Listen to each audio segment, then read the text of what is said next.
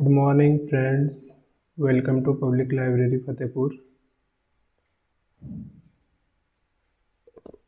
आज the Hindu editorial का 3 article काम की हैं, जिसे एक मॉनेटरी पॉलिसी कमेटी की हैं and second one is about LIGO India, ये साइंस एंड टेक का है। और तीसरा एक है international trade bilateral trade agreement world trade organisation से संबंधित। तो तीनों आर्टिकल हम लोग देखेंगे आज।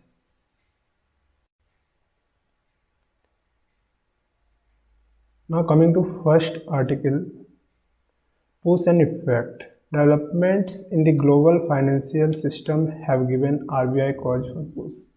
अभी रिसेंटली आरबीआई की मॉनेटरी पॉलिसी कमेटी का एक निर्णय आया है, डिसीजन, कि उन्होंने पॉलिसी रेट जो रेपो रेट है उनको स्टैग्नेंट रखा है, यानी कि उसको अभी अस्थायी समय के लिए स्थिर रखा हुआ है। तो reserve bank of India The Reserve Bank of India's Monetary Policy Committee (MPC) has unanimously and wisely decided to apply a temporary pause to its inflation-battling monetary tightening by keeping the repo rate unchanged. Recently monetary policy committee की बैठक का जो decision आया है, तो उन्होंने ये decision लिया है कि अभी इन्फ्लेशन को बैटल करने वाला जो मॉनेटरी पॉलिसी अपना रहे हम लोग, उसमें रेपो रेट को अभी अनचेंज रखना है। RBI governor Shaktikanta Das was emphatic in stressing that the decision to pause was for this meeting only. उनका कहना ये था कि अभी जो ये पॉज रख रहे हैं, रेपो रेट के इंक्रीमेंट को अनचेंज रख रहे हैं, तो उसकी ये डिसीजन बस इस मीटिंग के लिए है। Underlining the commitment to ensuring the retail inflation is progressively align to the mandated target of 4%। तो जो एक रेपो रेट पॉलिसी रेट का जो एक टारगेट होता है, इन्फ्लेशन का जो टारगेट होता है, ये 4+-2 का एक हेल्दी टारगेट रखा गया है। तो उसमें अभी बताया जा रहा है कि ये 4% टारगेट जो है उसको वहाँ तक पहुँचने के लिए, उसको इंश्योर करने के लिए ये डिसीजन लिया गया है।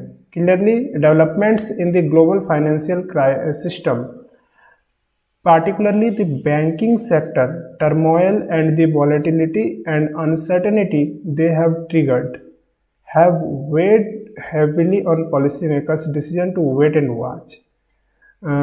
एक्चुअली हुआ ये है कि अभी जो ग्लोबल फाइनेंशियल सिस्टम में जो भी डेवलपमेंट देखा जा रहा है और बैंकिंग सेक्टर में जो टर्मोइल हो रही है, जो उतार चढ़ाव आ रहे हैं, उससे अभी पॉलिसी मेकर को ये इस स्थिति में ला दिया कि अभी वेट एंड वॉच पॉलिसी को अपनाया जाए।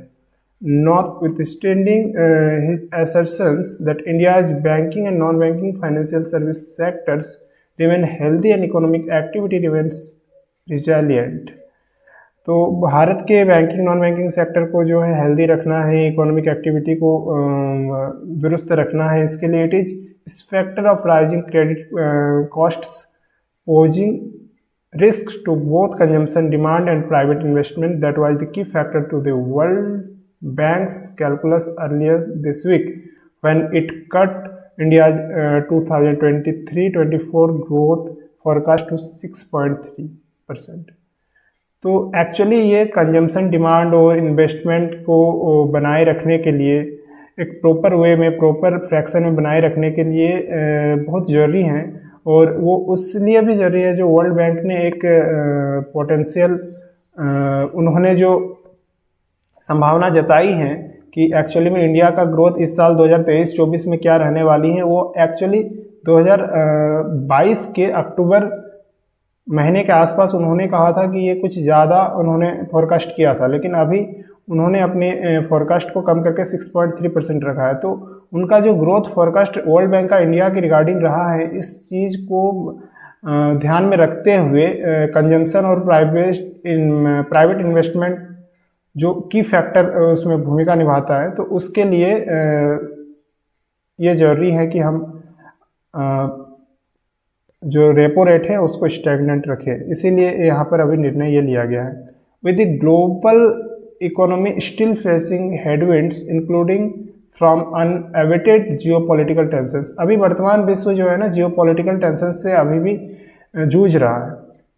which the World Bank warned could result in recession where more shocks to occur, जिसके बारे में वर्ल्ड बैंक ने चेतावनी दी है कि आगे रिसेशन मंदी की स्थिति आ सकती है। RBI policy makers have judiciously chosen to subordinate their concerns over inflation. RBI के जो पॉलिसी मेकर हैं उन्होंने इसके लिए इन्फ्लेशन की स्थिति की संभावना जताई है, इस पे चिंता जताई है कि इन्फ्लेशन एक निश्चित लेवल से आगे हो सकता है। For now so as to ensure the growth momentum is no undermine, इसलिए ग्रोथ की जो मोमेंटम है, ग्रोथ की जो दर है, स्थिति है, उसको अंडरमाइन नहीं किया जाए। Still monetary authorities have only a small window in which to see if there prognostication of a moderation in inflation is indeed starting to pan out। Monetary authority जो है उनका ये दृष्टिकोण रहा है कि हम मतलब इन्फ्लेशन को मॉडरेट वे में रखें। Mister Das acknowledging that core inflation remains elevated across a range of goods and services and unyielding। Core inflation जो है एक निश्चित दर से आगे रहा है। मिस्टर दास ने ये उन्होंने ये अनुभव किया था कि कोर इन्फ्लेशन जो होता है वो जिसमें गुड्स एंड सर्विस को उसमें शामिल किया जाता है कोर इन्फ्लेशन के करने के लिए, काउंटिंग करने के लिए। तो इसमें मिस्टर दास का ये एक्नॉलेजमेंट रहा था कि ये एलिवेट हो चुका है, ये बढ़ चुका है। तो एमपीसी जो मॉनेटरी पॉलिसी कमेटी है faces a challenge in its mandate of achieving durable disinflation. MPC ने फेस किया एक चैलेंज कि अभी एक डिसइन्फ्लेशन की स्थिति को अचीव करने की इनका जो अभी निर्णय आया है, डिसइन्फ्लेशन का एक टारगेट है उसको अचीव करना। अब डिसइन्फ्लेशन क्या होता है, क्योंकि ये reduction in inflation rate, reduction in inflation rate is called disinflation.